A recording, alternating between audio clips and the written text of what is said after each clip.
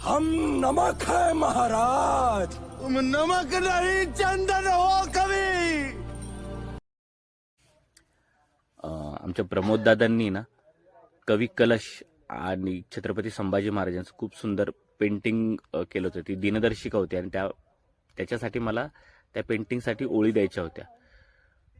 प्रमोद दादांनी मला ते देताना खूप छान ब्रीफ दिलं होतं की संभाजी महाराज आणि कवी कलश यांच्यावर भरपूर अत्याचार झाले म्हणजे शेवटच्या दिवसामध्ये, आणि ते सगळे अगदी अस्ताव्यस्त पडलेले, त्यांचं संपूर्ण शरीर रक्ताने माखलेलं आहे, पण त्यांच्या चेहऱ्यावर मात्र कुठलाही म्हणजे दुःखवटा किंवा काही नाही. तर ती त्यांच्या मृत्यूला सुद्धा साजरं करतायत, इतकं तेजस्वी त्यांचा चेहरा होता तो पेंटिंगचा.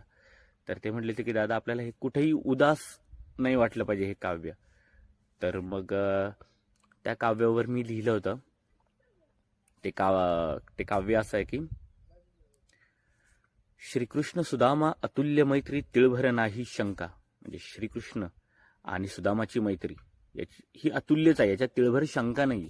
श्रीकृष्ण सुदामा अतुल्य मैत्री तिळभर नाही शंका, मैत्रीचा परी आपुल्या गाजल युगायुगातून डंका.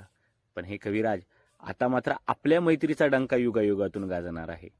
श्रीकृष्ण सुदामा अतुल्य मैत्री तिळभर नाही शंका, मैत्रीचा परी आपुल्या गाजल युगायुगातून डंका. अखंड देईल सोबत श्वास जरी फितूरही झाले.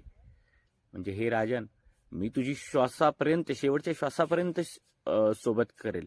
जरी माझे श्वास फितूर झाले, श्वास मला सोडून गेले माझ्या देहाला, तरी मी तुम्हाला सोडून जाणार नाही. म्हणजे काय ही मैत्री असेल. अखंड देईल सोबत फितूर जरी श्वासही झाले, मरणाच्या या सरणावरी रण उत्सव आपुला चाले. मरणाच्या या सरणावरी रण उत्सव आपुला चाले.